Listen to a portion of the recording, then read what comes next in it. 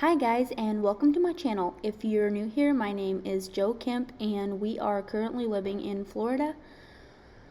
I forgot to film an intro for this video, and so I am just adding it as I'm editing, and I hope that's okay with you guys.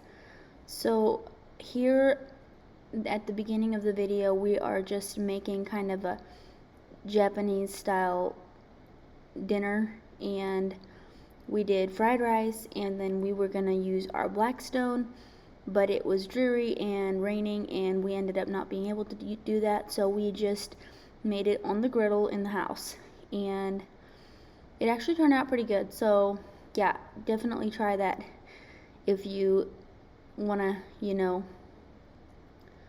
make this meal and you don't have a griddle Blackstone. You can just use a electric griddle in the house. Also, you guys are going to see here that my husband helps me a lot with meals, especially if it's something that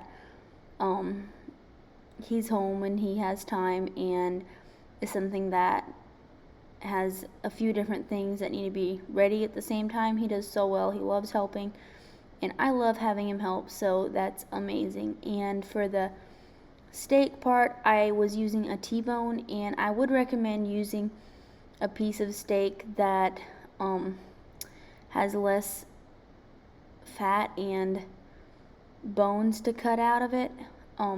This is just what I was using because it's what we had on hand, and so yeah. But if I would buy it, I would definitely buy a piece that would be ready to go and just cut into strips. That's what I recommend to all of you guys if you want to try this.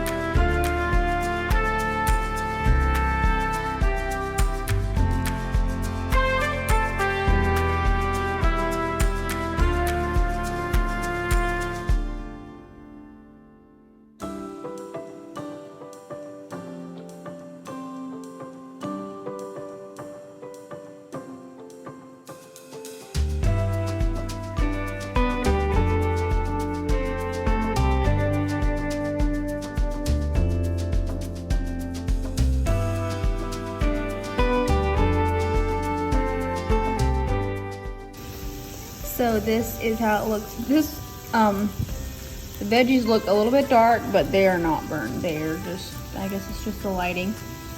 And then the sauce is Yum Yum sauce, which I love. You can buy it at Walmart or pretty much anywhere. And we'll have the steak and the chicken.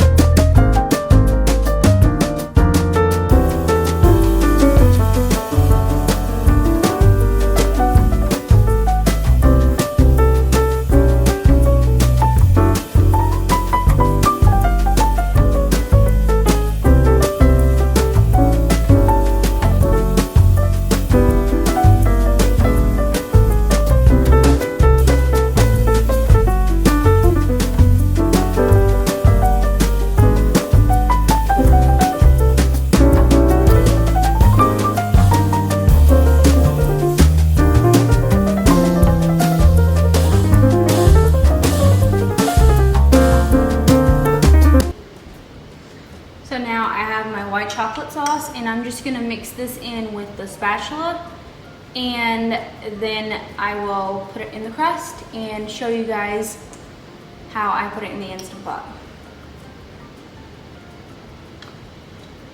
Have a smooth texture, but you don't want to have a bunch of air bubbles, and I don't know if I have the right texture, but let's hope I do, so that we don't have any cracks in our cheesecake when it's all said and done.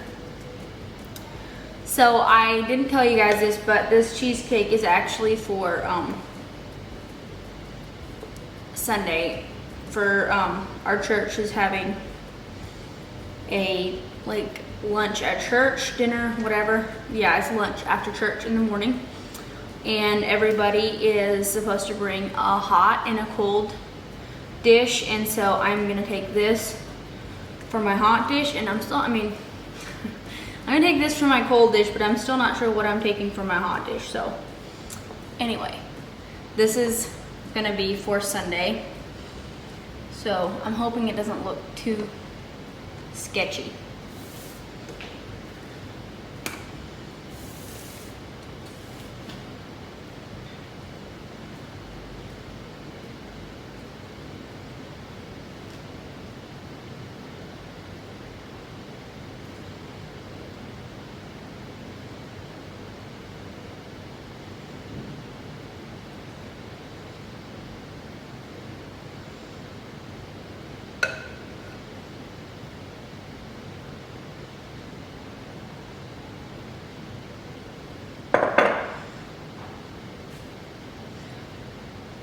Generally, I'm sorry about the tilt of the angle of this camera.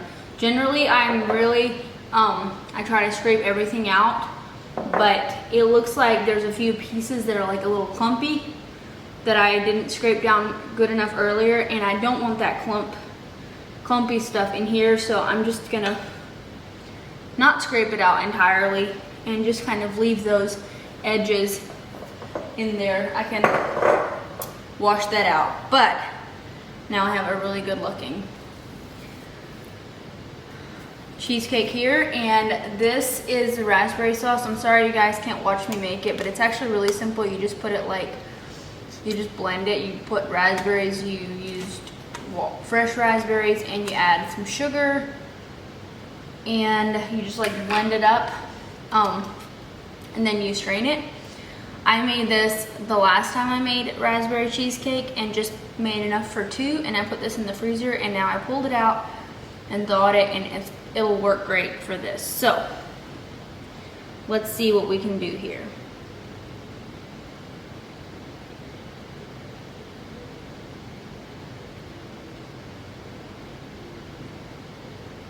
I think it would work better if I had this in a little pitcher or something. This little measuring cup, because it has a little spout, and that's what I want.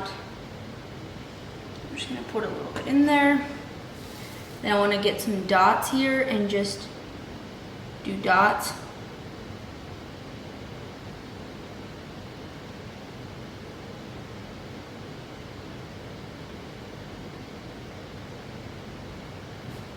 Uh-oh.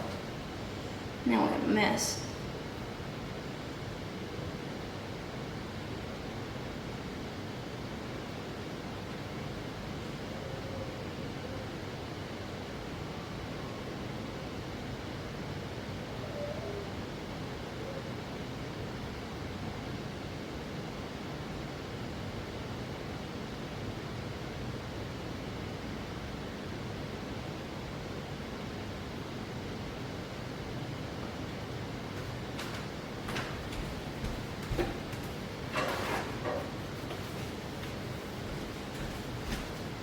Not working out quite as well as I figured, but I think it'll be okay.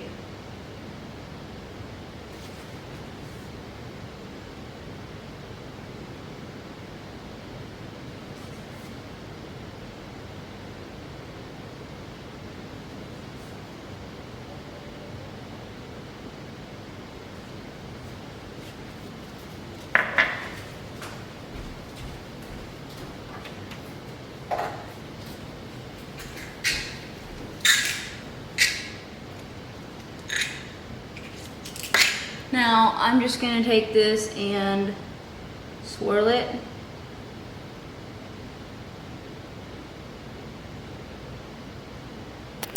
Okay, so this is how it turned out, and it's not really the way I wanted it to be. Over here isn't too bad, but yeah, it's just kind of a mess. So I guess we'll see how it looks once it's baked. And the other thing, it doesn't have to look perfect. You can always like dress it up when you are done.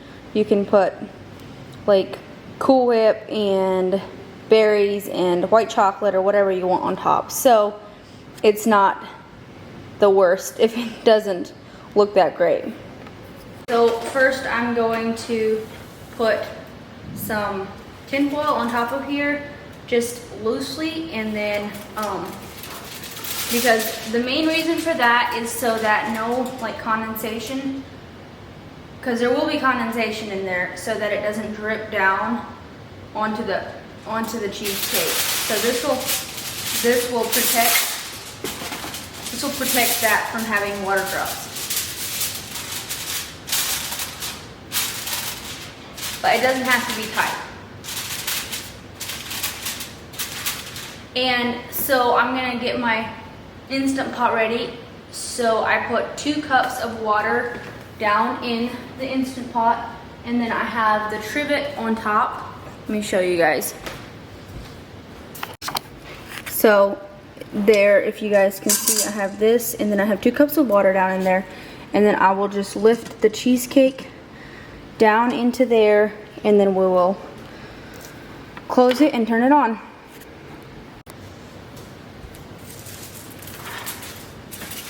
Okay, so I made like this little sling with tinfoil to put the cheesecake down in, to lift it down into the Instant Pot. We're just gonna try to put that kind of there in the center, and then just carefully move this out here a little bit and try as carefully as I can, as evenly as I can, just to nicely put that down there. And then you can just put the tinfoil down on top kind of a little bit, and close it and plug it in. And then we just want to put it on pressure. We want to do custom, and then do medium, and then do the time. Move the time down to 28 minutes. So now I have it on the time, I have it on for 28 minutes. And then as soon as that time is up,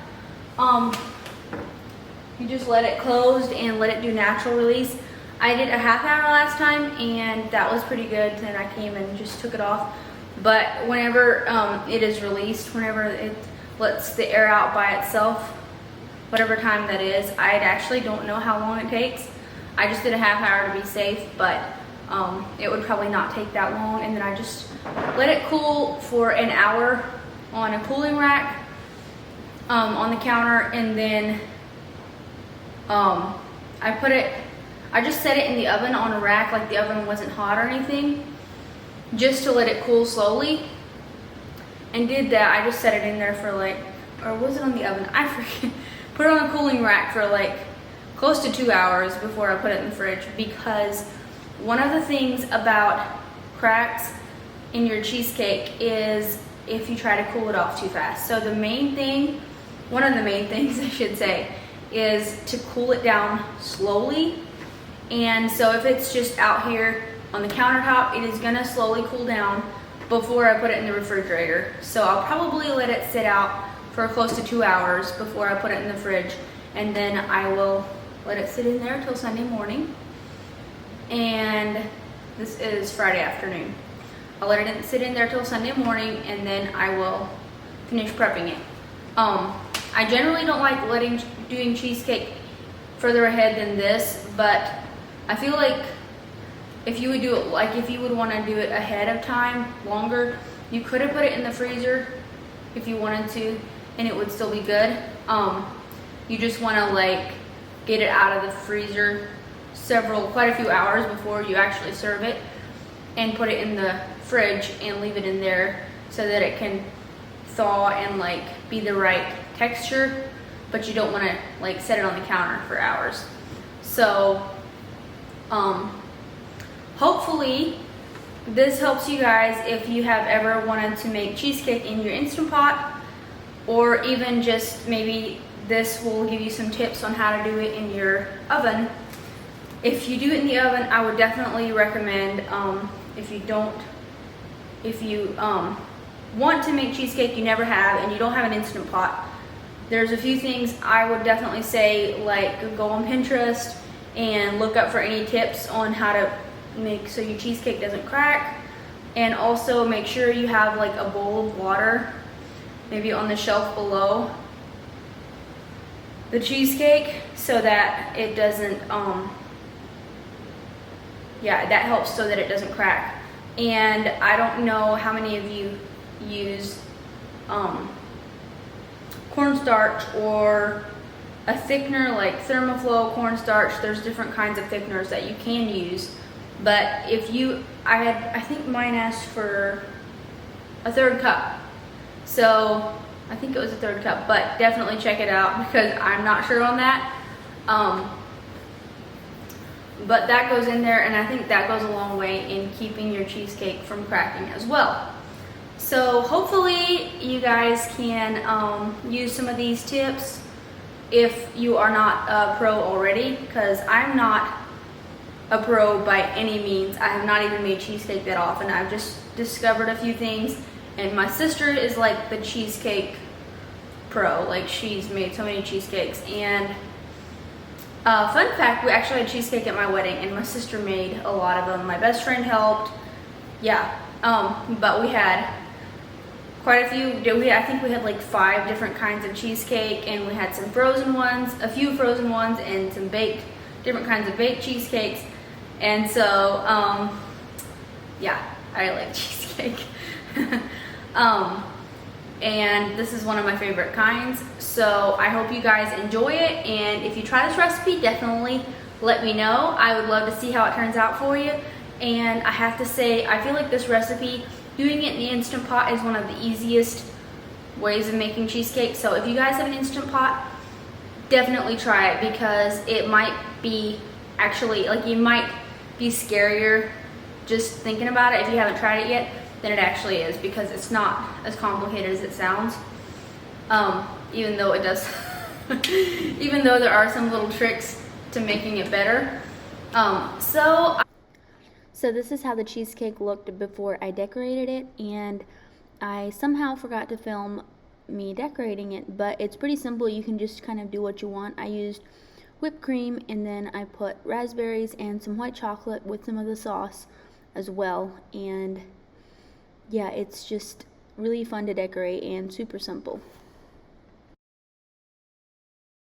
I hope you guys enjoyed this video. I am not sure what all is gonna be. Hope you guys enjoy it, and let me know in the comments what your favorite part was. And I'm so glad to have you guys here. Thanks for watching, and see you next time.